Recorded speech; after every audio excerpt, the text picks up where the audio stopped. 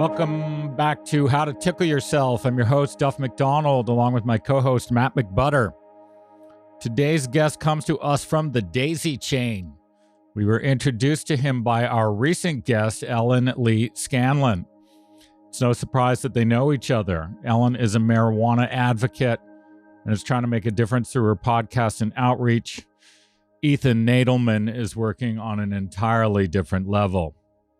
Described by Rolling Stone as the point man for drug policy reform efforts and the real drug czar, Ethan is widely regarded as the outstanding proponent of drug policy reform both in the U.S. and abroad. He founded the influential Lindesmith Center in 1994 and the Drug Policy Alliance in 2000.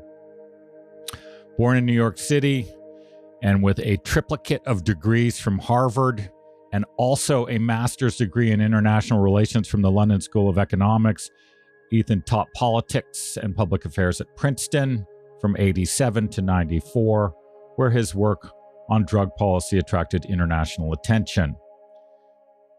We don't really like to talk about numbers here on How to Tickle Yourself, but these are good ones. Ethan has spoken in roughly 40 states and 40 countries. His TED Talk on ending the drug war has over 2 million views and translations into 28 languages. He's played a key role as drug policy advisor to the Global Commission on Drug Policy and to George Soros and other prominent philanthropists, as well as elected officials ranging from mayors, governors, state and federal legislators to presidents and cabinet ministers outside the U.S. He recently started a podcast about all things drugs called Psychoactive. Let us try not to embarrass ourselves in the face of such a towering force today, Matt. I'm not worried about me. I'm not worried about you guys either. Welcome to the show, Ethan. Welcome. You, Duff. Good to be on your show, Matt. Good to be on the show.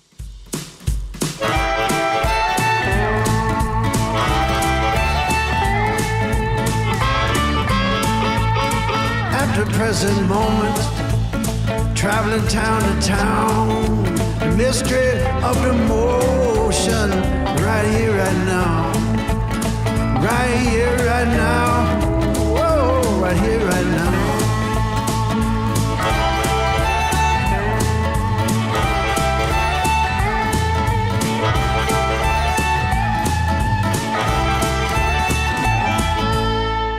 Wow. So you've been, you haven't been fighting the drug war. You've been fighting against the drug war for what, 30 years, 40 years? Really? I guess I first started studying it 40 years ago, Duff, and I probably first stepped out around 1986. So yeah, going on 37 years right now. But you know, that's the moral side of the cause, right? I mean, the war on drugs was never much it was never a very intelligent or moral policy. And I think that the moral position and those who support, you know, sensible, pragmatic public policy based in health and compassion and human rights and economic evidence, et cetera, you couldn't help but be a drug policy reformer. I mean, if you flash back to the late 1980s, one way to think about the war on drugs is it was like McCarthyism on steroids. I mean, it was just a huge amount of paranoia and fear around drugs like that we have around the communists. And there was, of course, a real threat and a real problem. But the responses to it, you know, instituting the most expansive incarceration of human beings in the history of democratic societies, blocking public health measures that would have saved hundreds of thousands of lives lost to AIDS or overdose. I mean, all of these elements, are sort of fundamental to my, kind of stepping a little bit slowly and then very quickly into making this my life. Do you, it feels to me, but that's from a casual observation standpoint, that there is a turning of the tide recently with some of the federal changes in convictions of marijuana. What do you think? Where are we in this whole thing? Well, I mean that specific thing where Biden last October said he was going to basically instantly pardon people with federal marijuana convictions, that was more a symbolic move. But I say if you take the bigger picture on this, drug policy reform generally consists of three major elements. One is marijuana reform. And in that case, we've had an absolutely monumental transformation. I mean, perhaps the only thing that's analogous is the transformation in public opinion and public laws regarding gay rights and gay marriage. I mean, when I go back to the late 80s, early 90s, barely 30% of the country supported legalizing marijuana for adults, and it wasn't legal anywhere. And, by the time I stepped down 6 years ago, public opinion was now at around 55 to 60% supporting the legalization of marijuana for all adults, and maybe 85% for medical marijuana. And there were maybe 30 odd states that legalized medical marijuana and over a dozen for all adults. And now those numbers have just continued to go up since I stepped down from running my organization about 5 years ago. So that's been a monumental reform. But in fact, it was only 1/3 of the work that I and my organization, the Drug Policy Alliance, engaged in. It was the one that got 80% of the headlines, even though it was only 1/3 of the funding and the energy. The second third was reducing the role of the drug war in mass incarceration. America went from having a kind of average prison population level compared to the rest of the world in the 70s to having the highest in the world, both in big absolute numbers and per capita numbers. I mean, bigger than China with 5 times our population. And the drug war was the major thing driving that in the 80s and the 90s and the early 2000s. And so I think turning that around so that an ever diminishing percentage of the prison population are there for drug violations while the overall prison population is also coming down, that's been a monumental step forward. But it's been much more incrementalist. It lacks the drama of legalizing marijuana, of adults being able to go into a store to buy something. It's all about reducing the penalties and providing alternatives to incarceration for nonviolent drug offenders. And then the last third was about making a serious commitment to treating drug use and health as a health issue, not a criminal issue. Basically, it was called the harm reduction approach. And that meant needle exchange programs to reduce AIDS.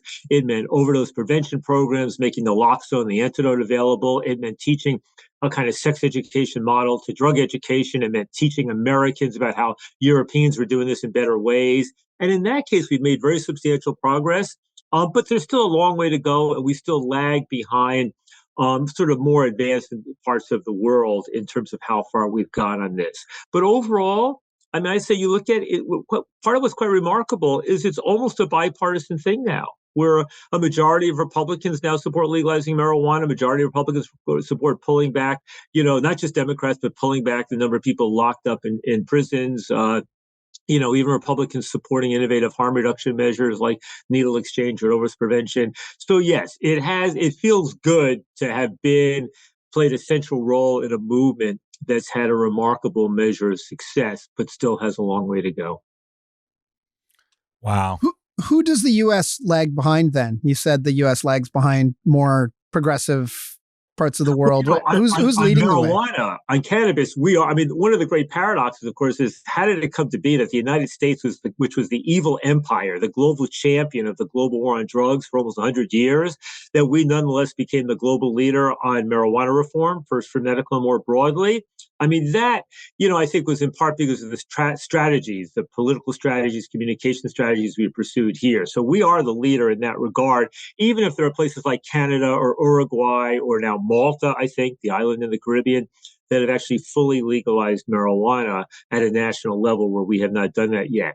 But in terms of things like harm reduction, about safe injection programs to reduce injecting on the streets and prevent overdoses, prescribing pharmaceutical heroin to drug addicts for whom methadone doesn't work, a whole bunch of those kind of more humanistic, cost-effective, cost-efficient, life-saving harm reduction measures. In those cases, a number of countries in Western Europe, as well as Canada and Australia, are definitely moves beyond us. In fact, sad to say, I think even maybe some countries in the developing world, which in isolated areas are actually more advanced than we are.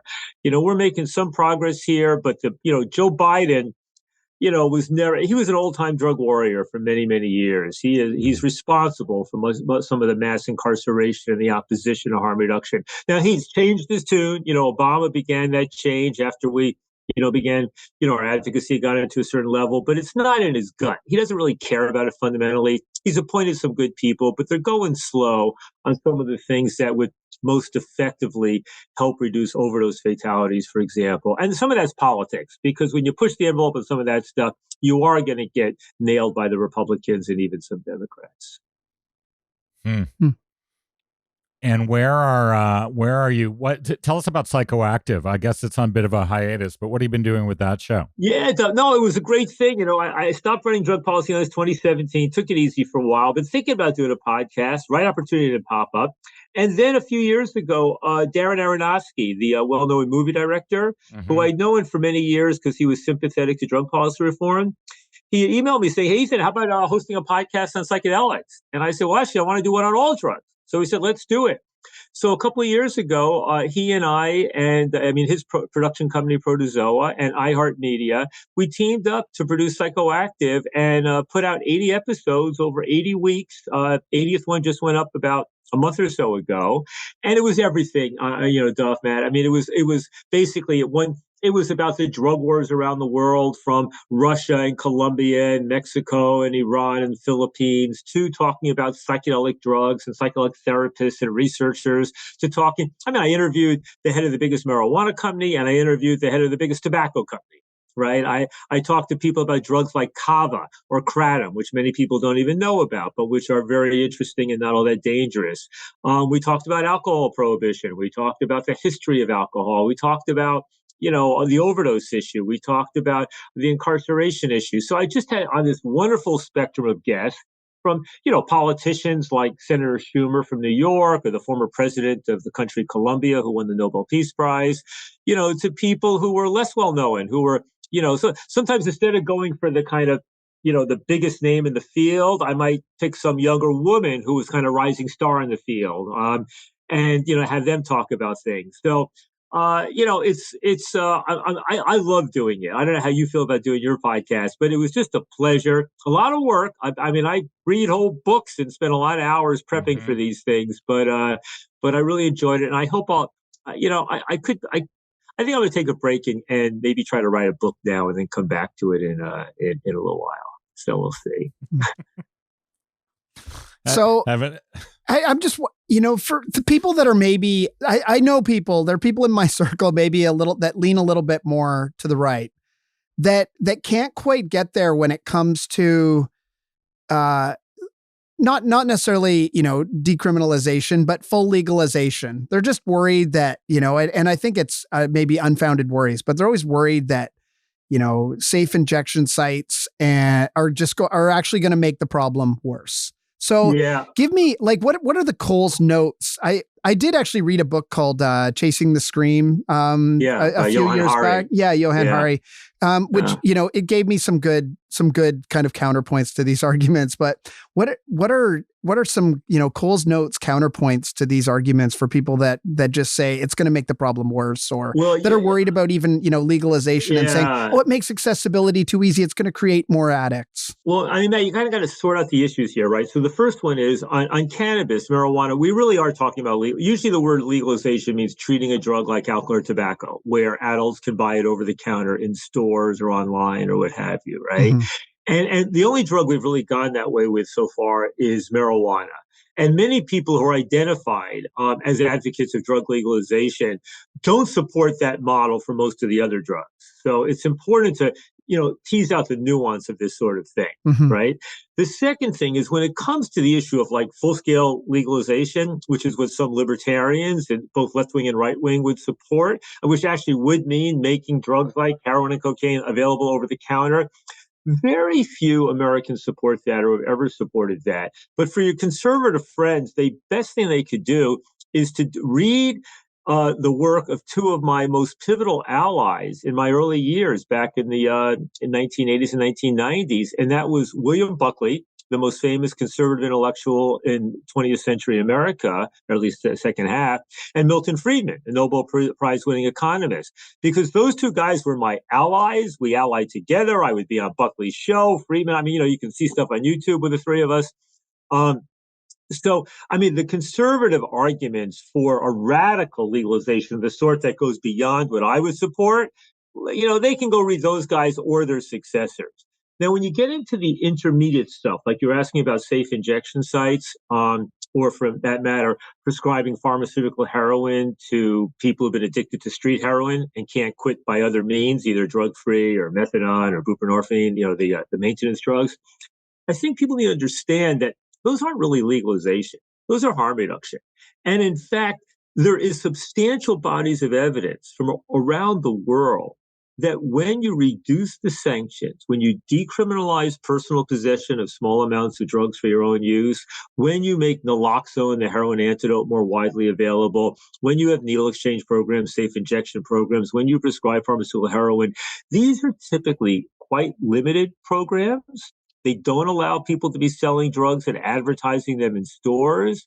And all of the evidence around these initiatives from the US, from Australia, from Europe, all shows that they reduce the harms of drugs. They reduce the overdose, the HIV, the Hep C, without encouraging other drug use. So the claim you always heard for all these years, we can't legalize medical marijuana, we've got to protect the kids. We can't legalize needle exchange programs, we've got to protect the kids. We got all bullshit. Turns out there's decades of evidence indicating there was no greater incidence of use among young people when these things happen. So that's what you can tell your more conservative friends, and what I tell my more conservative friends. Okay, good. I like having a couple of Cole's notes rather than just referring them here. Go read this, Friedman text or whatever. So that's good. The other thing I think you said that is really interesting though is teasing out the nuance, because, and I do feel like things have become more nuanced at least, or the nuance has become more articulatable in the discourse, because I mean in the 80s, it was, here, this is your brain on drugs bad, right? Where it was sort of, there were drugs and, alcohol wasn't considered a drug. Caffeine wasn't considered a drug. Prescription drugs. I mean, I think at least the fact that the nuance is there is becoming more part of the conversation. Yeah. I mean, it really was stupid shit back then. I mean, the fact of the matter is, like, I came of age. I was in college at the end of the 70s, and that was the kind of live and let live era. And then I witnessed in the 1980s, when I was in my 20s and going from graduate school to teaching at Princeton, I witnessed, the growing conservatism, the Reagan Revolution, people getting fearful about jobs, the economy going down, drug testing, all this kind of stuff. And you just had ridiculous, nonsensical rhetoric emanating from all levels of government and from most levels of the media. I was even stunned and disheartened the number of, even when I was at Princeton, the number of my colleagues who regarded themselves as generally educated and enlightened, who would then just utter the most ridiculous blather about drugs. And I mean, it was like, here was an area where you all of a sudden just be evidence free. And I think that we've been able to move beyond that. And so, it's interesting, like an issue on needle exchange. I mean, we got those things going in the 80s, the 90s, the aughts, mostly in the big cities, and then they began to filter out. But, then all of a sudden Indiana, 12 years ago or whatever, has an outbreak of HIV among its injecting drug users. And all the health officials and ultimately the law enforcement officials are saying, get us some needle exchange programs already. And Mike Pence is the governor of Indiana then, right? The former VP, previously governor of Indiana. And he listens, he still can't bring himself to do it. And then he says, well, I got a conversation with God and God told me it was the right thing to do, right? So, I mean, even the right wingers like Pence could come on board stuff like that. Now what you see with some of the overdose programs, I mean, you had until recently prosecutors and right-wing politicians saying, we don't want to make naloxone, which is the antidote for an opioid overdose. We don't want to make that more available. That just means that drug addicts will feel more safer, taking too many drugs. Well, there's an element of truth to that. But in fact, you don't really see much evidence that drug users are actually doing that. And even to the extent they are, I mean, the bottom line is you want to be saving people's lives. It's like people who 50 years ago argued that, putting, seatbelts in cars would make people drive faster. Maybe there was an element of truth to that. But the fact is, it saved dramatically more lives than it cost. And that's the same exact analogy to needle exchange programs, safe injection sites, prescribing the drugs that drug users, aren't willing to stop without making it more broadly available to the broader community. On a related note, I've always thought about psychedelics, where even today, if you read any article on it where people are starting to open up to the idea of it, any piece, especially in somewhere like the Times, will be overloaded with this sort of cautionary boilerplate shit at the end of it saying, of course, you can't do this anywhere remotely distant from a controlled environment with a trained therapist, et cetera, et cetera. And I always thought that, well, from top down, like controlling psychedelics is more about control than health, right? It's about not a concern that if people have, positive trips that often result in something like, wait, what the hell's going on here? And it causes you to rethink a structure that you're living within. And we'd rather control the population than have them open up their minds. Does that resonate with you or no? I mean, if I think it is somewhat true of the older years, right? If you go back, because there was when people were first becoming aware of psychedelics like mescaline and LSD back in the 50s and 60s, and that was another period. It was kind of a heyday. There was a psychedelic renaissance going on back then. That was a bit smaller than what we see now. And there were serious researchers getting government funding, and there was science about all the potential benefits. But there was also Timothy Leary, who had gone from being a serious researcher to being a bit of a guru of the tune in, drop in. Was it drop in? I always forget what it is. Drop in, tune in, turn out, whatever it is. The famous expression, right? Yeah. And that was a more radical statement. And so he was challenging people in a very direct way. And meanwhile, Nixon, who didn't really, Bobby Kennedy actually, said some positive things about psychedelics. So he actually got in the 60s, but then he was dead. But Nixon, didn't get it. And he saw an opportunity to beat up on the hippies while he was beating up on the blacks around other drugs, right, and crime. And so I think, people blame Leary. I sort of more blame Nixon. I don't even know if he was even sophisticated enough to think about it as a control thing that we're being threatened by people. Maybe a bit in that stuff. I think today it's less that. I really think today there's two major things going on with psychedelics. The thing that's been extraordinary in the psychedelic renaissance has been this amazing research, almost all of it funded by private, either private philanthropists or private investors, because the federal government, at least till recently, wouldn't put any money into it, which was just, criminal negligence as far as I'm concerned, given the fact that the psychedelic research indicates that psychedelics are going to revolutionize the field of psychiatry. All the antidepressant, anti-addiction things that aren't working very well, this stuff, I don't want to oversell it, but some of the results are kind of blowing the minds of hard-minded skeptical scientists. So you now have, and I think Harvard, Yale, Columbia, NYU, University of California, also Texas, Baylor, Alabama, University College London, Johns Hopkins. You now have, and all of these, famous institutions, dedicated programs on psychedelics. It's absolutely amazing. And hundreds of studies coming out. And, it now appears that MDMA, ecstasy / Molly, which is not really a psychedelic, but it'll probably be approved by the FDA next year for treatment of PTSD. And meanwhile, psilocybin, the ingredient magic mushrooms, will probably be approved in the next few years for treatment of intractable depression. And once approved there, it can then be used for treatment of addiction or for treatment of other types of mental illnesses. And some people even begin to speculate about physical illnesses. So that side is extraordinary. Organizations like MAPS, Multidisciplinary Associated Psychedelic Studies, or Michael Pollan's book, How to Change Your Mind, have had a big breakthrough things. The second side of it is the movement to decriminalize possession. That's basically saying, irrespective of what's happening with the science, although aided by the science, let's just decriminalize possession of these substances, especially the ones that have plant origins, that come from mushrooms or cactus or whatever. Let's decriminalize it. Let's decriminalize the religious and the ceremonial use. Let's even decriminalize the recreational use. We're not going to be selling it over the counter. But that's what Oregon did in a ballot initiative a couple of years ago, following on a number of cities. And that's what Colorado did even more radically this past November. And we'll probably see some other states doing it as well. That's things that scare people a bit more. Certainly, Matt's conservative friends, right, and many others. But I think, and there is a radical element to all of that I think is not being realistic about their objectives, in the same way you see on other elements of the left, kind of being oblivious to the way in which a kind of radical discourse ends up alienating the center of the country and giving power to the right. But I think that's where. I think the mind control, people having other ways of thinking. I think we're in a phase right now where people are worrying about that a little less. Okay. And they're just worrying about, what we don't want is, tons of young people going to rock concerts and tripping their heads off and getting hurt, because that does happen. You could do some stupid things, when you're tripping out and you're not in a safe place.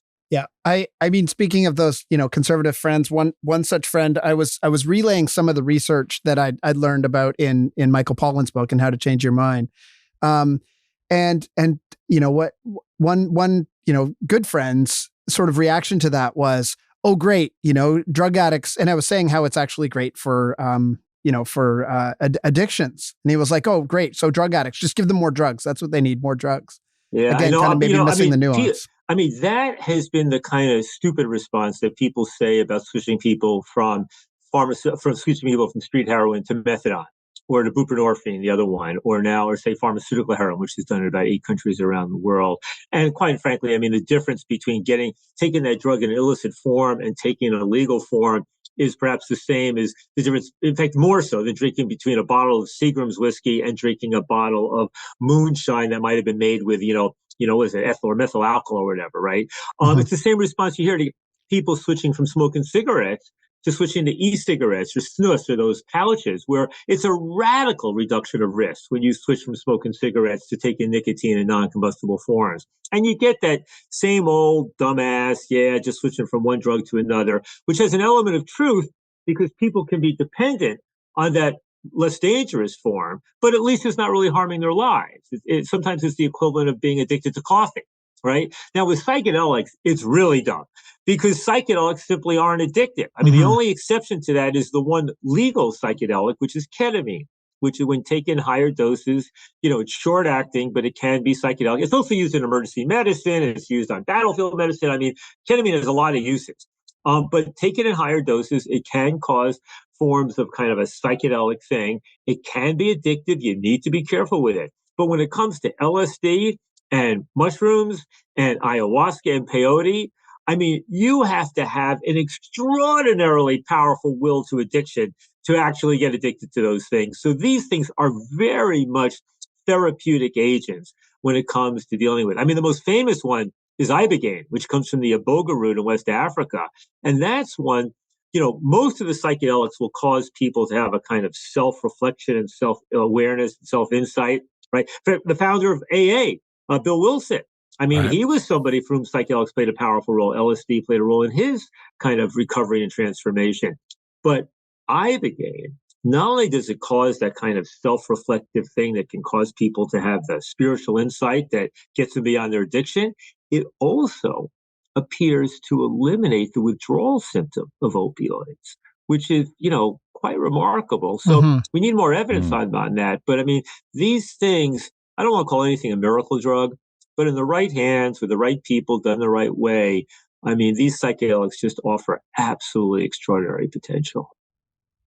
And interestingly, on the recreational side, a psilocybin dispensary has just opened up in my neighborhood. I'm in Toronto, and really? the first gray market dispensary. That just prior to cannabis became legal in I think it was November 2018. So we're just coming up on 5 years.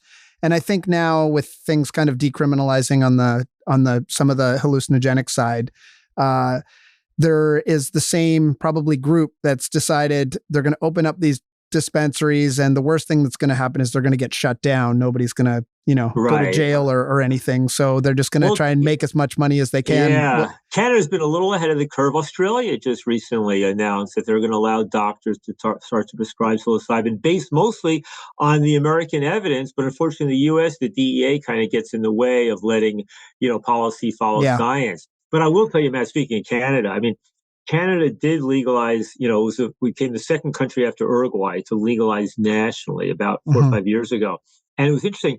I started college back in 1975 at McGill University in Montreal. Nice. where I first got, high. Actually, there was mostly hashish, not hashish from Europe or from Morocco. Of course, it was the 70s. And then I got invited to give the keynote speech at a conference on marijuana legalization at McGill, 4 years ago, 5 years ago. And it was a real kick to be able to get up here and say, well, I got to tell you, for me, it all started just 4 blocks away at 3477A Hutchison Street between Sherbrooke and, Milton, where, so it was a real homecoming for me and a great appreciation of Canada's leadership on this issue. So, Ethan, our podcast is called How to Tickle Yourself. It derives from my book, Tickled. And just sort of in very brief, it's like, it's sort of a meditation on how to find the tickle of your existence and sort of hang on to it and find your purpose, the thing that gets you out of bed every day. Your story is so great, but something in me thinks that you've probably been forced to, or in sort of situations where you've been arguing with people for 40 years. Where is the tickle in, how did you keep, like being like Sisyphus here, trying to push this rock up a hill for this long? Were the rewards, what were the rewards on the way Duff, I think, I have to say, I was probably preconditioned for this in the sense that I was probably born arguing and loving argument. And I grew up in a family where argument was like breathing, and conversation and arguing were sort of one and the same. So I was kind of pre-wired where that sort of stuff, which many people find challenging, for me was kind of effortless, right? I think the second thing was that I just knew I was right. I mean, I didn't do this based out of my gut. I mean, I had a personal connection to marijuana and psychedelics because I'd used them. I knew they were relatively safe, and I knew other people as well. I didn't have the kind of personal experience with cocaine. I mean, I tried cocaine and heroin over the years to see what they were like, but I never really, used them with any regularity or even took to either of them. But it was highly evidence-based. I could go in there and I knew I had the arguments, the economic arguments, the science arguments, the moral, you name it, on my side. I think the third was probably my dad. My dad was a rabbi, and he was a gifted public speaker. He had an ability to kind of sermonize in a way that was both, not over the head of the people who barely had a high school education, but also engaging to the professors and fellow rabbis who would be in the congregation. And I think I picked up some of that gift from him. So for me, as I'm building a national, DPA Drug Policy Alliance became the largest organization in the world. I took it from just me to 80 people by the time I stepped down, with offices around the country and international work. And it was wearing. I mean, to build an organization with the fundraising and the management and all that sort of mishigas. But I got to tell you, the ability to get out on the road and give the public speeches, get the positive feedback, get out there, do the media, be always meeting new people, learning new things. And the fact that this issue, that kind of helped rejuvenate me. Mm-hmm. And the fact that this issue is so multidimensional. I mean, when you're talking about international politics in Latin America, Asia, Europe, when you're talking about criminal justice, when you're talking about bringing the left, the right, and the center together, when you're talking about, the environment, you're talking about science, you're talking about health. I mean, the diversity of the issues, it meant that the learning curve is kind of endless on this thing. And so it's one of these things like when you think you've just invested in a very steep learning curve and I got it now, and then you turn the corner and there's a whole nother learning curve out there. So it meant that intellectually it remained very interesting. And I think the last thing was that when you're involved in the startup phase of a new social justice movement, which was what there was a little marijuana reform in the 70s, which was basically eviscerated during the 80s. But when you're involved in the startup of a new social justice movement, it's remarkable the high percentage of people in it who are good people, who are mentions. It means that you land up enjoying the human beings. People aren't getting into it for the power or the money. Now that marijuana is legal and you got people trying to make $1 gazillion in marijuana, the flavor starts to change. But part of the upside of that early stage is, God, these are some great people I'm meeting, whether they're activists or academics or the politicians who are willing to step out courageously. So all of that just kind of came together. And then, of course, you have to know how to take care of yourself and take some time off and turn off the phone occasionally and, that kind of thing. Wow. What's the book you're working on? It's basically a kind of partially memoir, partially history, past, present, and future of the drug policy reform movement. and talking about lessons learned. I mean, obviously, my life, I've had quite an interesting life, and the stories and anecdotes I have. I mean, every time I start just peeling off one of those, you got to write a book, got to write a book. But you can't. It's going to be also about the future. And one of the questions for me is that given how enormously successful we were, in some respects even beyond what I had hoped for or imagined, are there any lessons to be learned there for how we deal with the current crises of polarization and extremism, both in my own country and other countries around the world?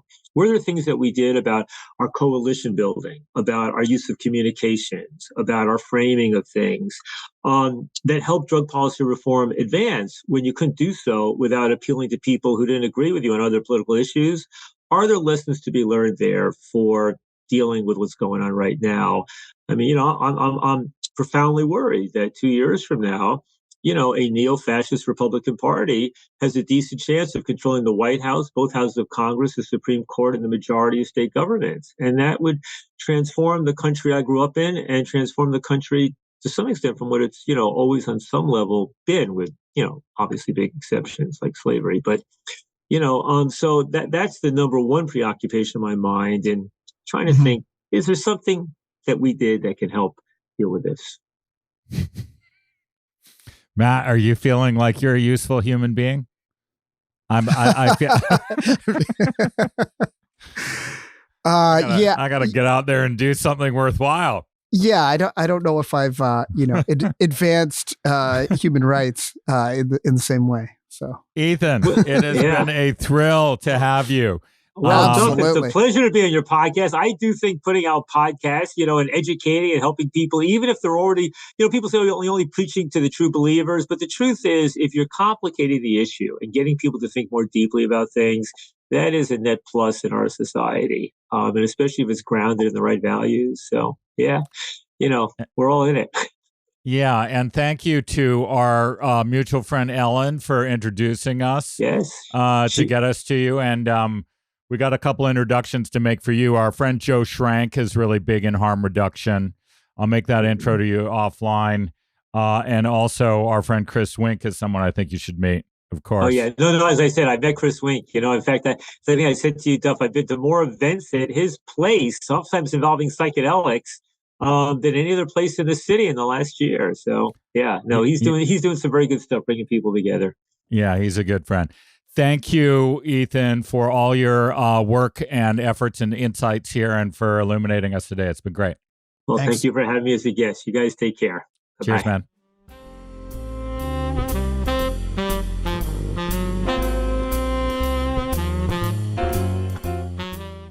After when I was putting together the introduction there for Ethan, it hit me that he was going to be a force of nature. Yeah. And he was. Holy smokes. Yeah. And you had to cut down his bio massively. Oh, I had to cut it down to like 10%. Yeah. Yeah. What an impressive career. What a congenial guy who, like I said, he's been fighting the good fight for since the 80s. Yeah. Right?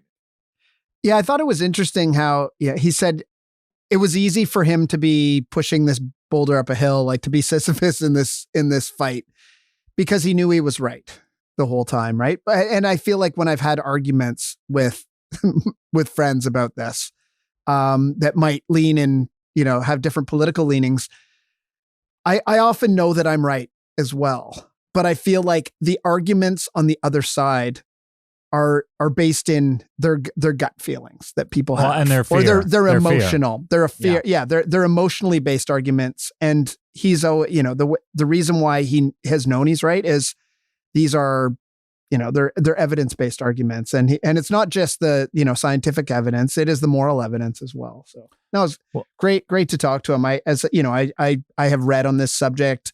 That Chasing the Scream, Hari and Michael Pollan's How to Change Your Mind, a couple other books. And I do find it fascinating, the whole, the drug reform world, and we're right in the middle of it right now. Well, he makes a really good point too, is that if you're too far out on the radical edge, you're not going to convince anybody, right? Mhm. So the people who take that as their strategy are sort of dying on the sword of their own moral righteousness. Ethan sounds like the kind of guy who he's very congenial and right. So he can have that conversation with anyone and obviously be calm, collected, and marshal the facts and the evidence to make the point he's trying to make, right? It was almost effortless there. We asked him a question. He goes on for 5 minutes with a history lesson, right? It's astounding.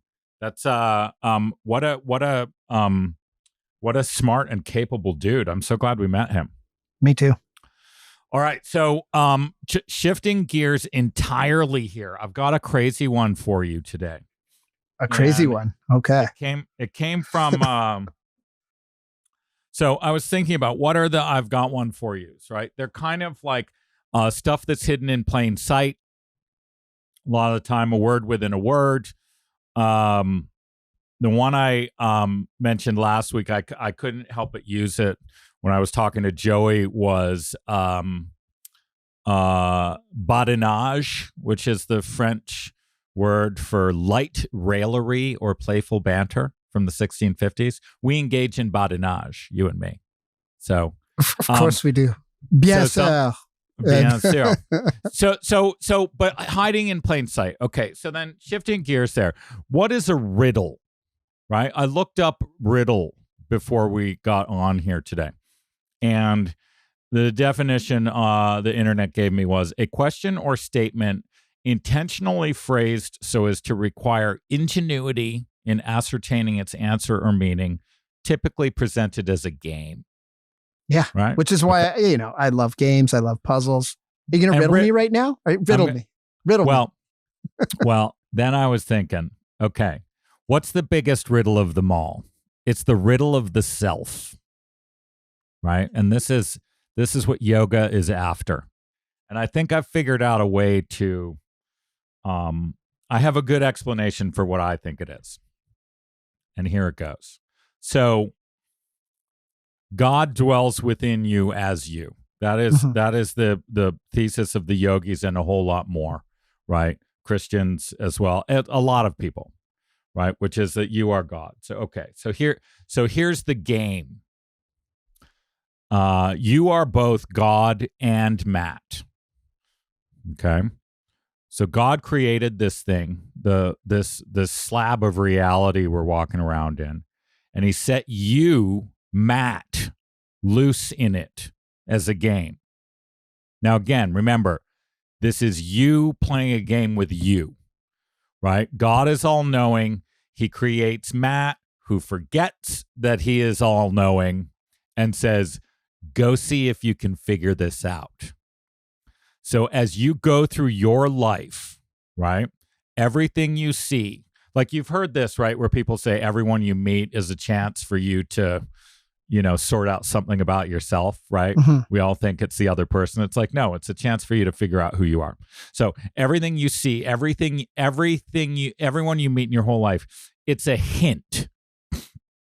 God is giving you, meaning himself, hints as to the ultimate unity of it all, right?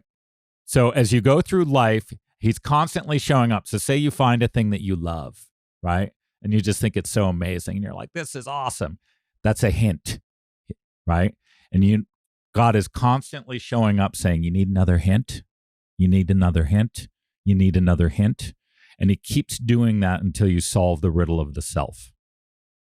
And the solution is that it's all one thing. God. There's the answer. We think it's a bunch of different stuff. It's like, no, it's all one thing. And so you are playing a game with yourself. Now, here's why I thought of it. One time when I was in college, I was on a combination of acid and mushrooms. Now this is making sense. Now your riddle's starting to make sense. I was high as all get out. And I was sitting in the corner of this room with a bunch of people were in, and I was thinking of some topic, right? Just some random topic. Let's call it, I was thinking of a red pickup truck. And I was thinking of it. And then there was a moment that hit me where I was like, wait, what was I thinking about again? And I couldn't remember. So that happened to me again. Say I started thinking about a German Shepherd. And I was thinking about a German Shepherd, and then 5 minutes later, I was so high. I thought it was because I was so high. I was like, fuck, I forgot what I was thinking about again. And then I said to myself, I'm going to do a little experiment here.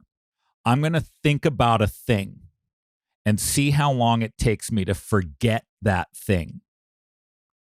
Right? So basically taking what was happening to me and saying, I wonder if I can control what's happening to me here. And it totally worked. I would think about a thing and I would hold it in my memory for like a minute, and then I'd forget what I was thinking about. However, I didn't forget that I was playing the game. So I had stepped out of this memory loss thing, and I was playing a game with myself, which was see how long it takes you to forget the thing you're thinking about, right? And it kept happening. I kept forgetting. But I didn't forget that I was actually playing that game with myself. It's the exact same thing. God is playing a riddle on you. You forget that you are him, and he's waiting for you to remember that it's a game. You see, I don't believe any of that. I think that this is your riddle. You're talking about your riddle, and then you're assuming that that's my riddle. My riddle's different. Well, it's the riddle of the self. That's not my yourself. That's your riddle of yourself. No, that's not my creation. That's sort of I paraphrased many other thinkers on this issue, which is that we've forgotten riddles, that we're God. Yeah. But you've just forgotten that you're God. You think you're more limited than you are. Right? Look at Ethan Nadelmann. He's a bit of a god. No, he really is a god. I'm not. I'm not even my own god. I don't even get that whole part. See, that's the problem. I don't buy that whole part. But I've got a riddle for you, Duff. All right. What gets wet? What gets wetter the more it dries?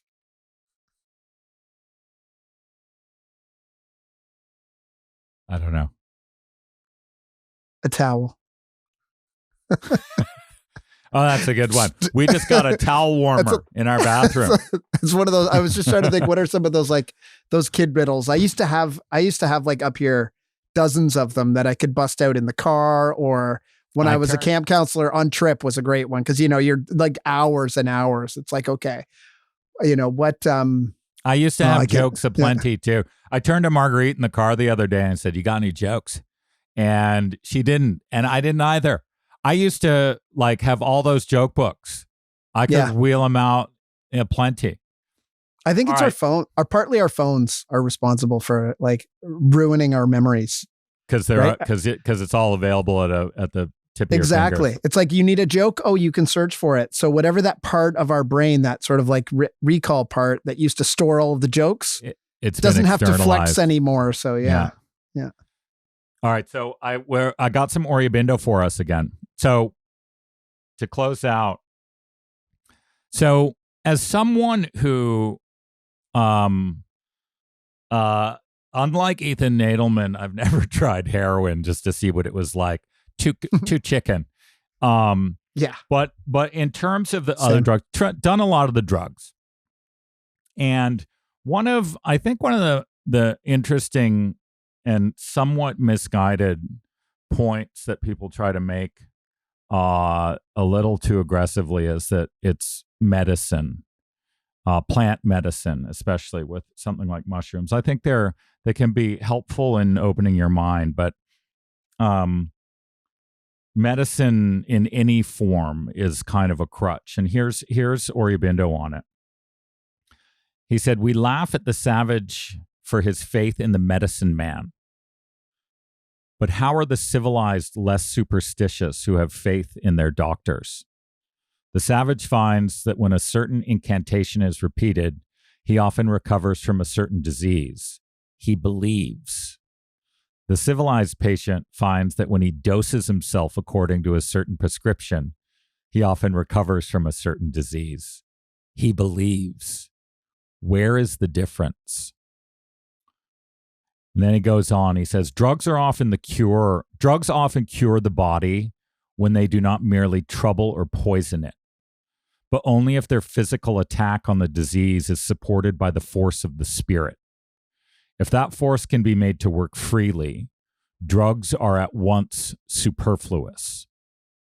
So when Ethan said there he is hesitant to call anything a miracle drug, I will differ with him, but in a subtle, nuanced way.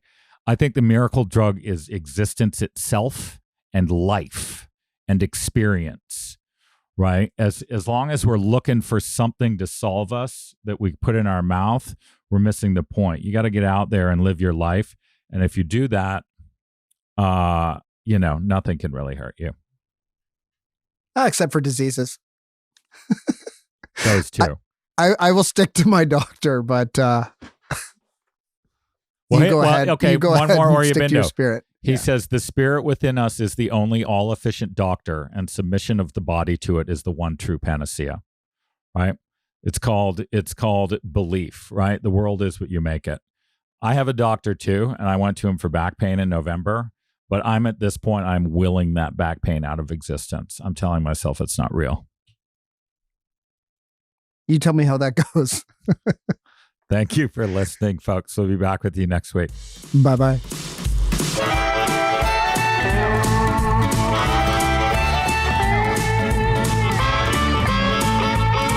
At the present moment, traveling town to town, the mystery of the motion, right here, right now.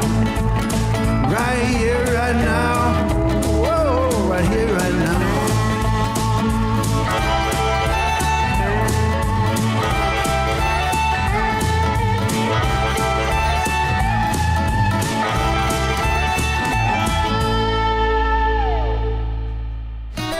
You've been listening to How to Tickle Yourself with your hosts Duff McDonald and Matt McButter. You can help us by liking, subscribing, and sharing this podcast with others. You can talk to us and see what else is happening on Instagram and Facebook at How to Tickle Yourself. This program was recorded in Studio B of the historic Rockledge Recording Studio and the Tunnel Under Arundel. Right Here, Right Now, our original 16-part theme music was written and recorded by the legendary Paul Reddick and Kyle Ferguson of the Sidemen, with the brilliant Steve Mariner on bass and drums and in the mixing room. The podcast is produced and distributed by Storic Media. Our editor is Andrew Steiner. Our coordinator is Samantha Abramovitz. Our producers are Kristen Verbitsky and Chuck LaBella. For more information, visit storicmedia.com. That's STORIC media.com. My love, my dear.